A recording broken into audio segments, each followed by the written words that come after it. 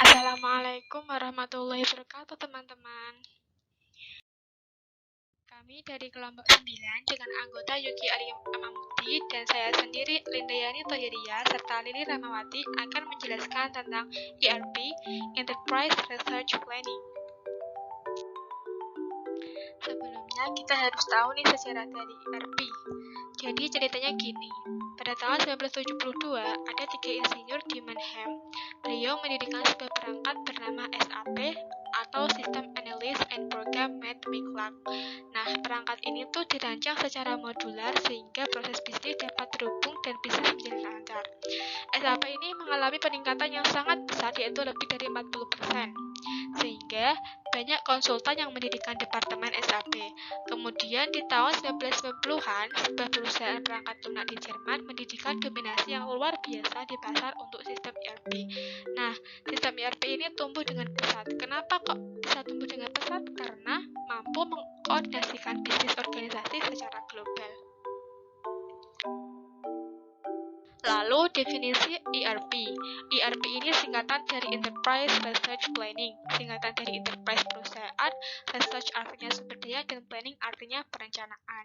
Jadi, perencanaan sumber daya perusahaan atau ERP ini merupakan sistem informasi terintegrasi yang dapat mengakomodasikan kebutuhan sistem informasi secara spesifik untuk departemen suatu perusahaan. Tujuannya apa sih ERP itu? Untuk mengkoordinasikan bisnis organisasi secara keseluruhan. Lalu, apa sih perannya? ERP ini memiliki peran yang sangat penting yaitu otomatisasi dan integrasi proses bisnis, membagi database, menghasilkan informasi yang real time, memungkinkan perpaduan proses transaksi dan kegiatan perencanaan. Lalu, konsep dasar ERP. Konsep dasar ERP ini dapat dijalankan dengan baik jika didukung oleh seperangkat aplikasi dan infrastruktur komputer baik software maupun hardware. Di sini sudah terlihat jelas gambar dari konsep dasar ERP. Intinya itu ERP merupakan sebuah alat, jadi ada komponen-komponen yang penting agar ERP ini berjalan dengan baik. Fase-fase implementasi sistem ERP ada inisiasi, evaluasi, selection, modifikasi, hingga penyelesaian. Fase inisiasi ini merupakan fase pertama, yaitu bagi perusahaan untuk melakukan strategi, melakukan proyek.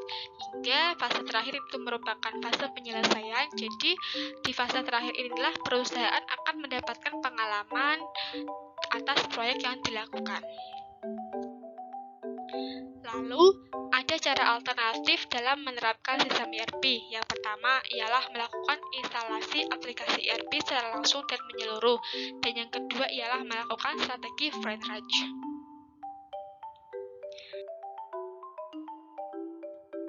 ERP dapat berhasil jika proses bisnis matang, change management baik, ada komitmen, ada kerjasama, dan good konsultan.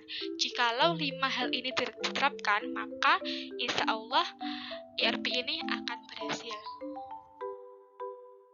Namun juga ERP akan mengalami kegagalan jika tidak ada atau kurang dukungan dari pimpinan, jika proyeknya itu dianggap sebagai proyek dari satu departemen saja, jika tak ada yang diserai tugas untuk menjadi person in charge, dan jika proses dan prosedur implementasi diserahkan kepada tim IT saja, jika vendor yang kurang cakap.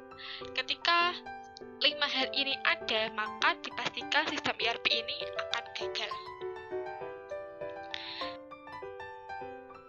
Kesimpulannya, ERP ini merupakan sebuah infrastruktur perusahaan yang berguna untuk mengidentifikasi dan merencanakan sumber daya yang dibutuhkan dalam suatu perusahaan.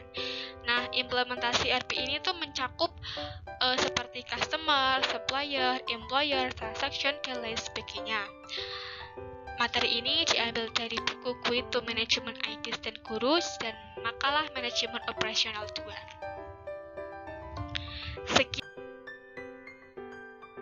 Sekian dari kelompok 9.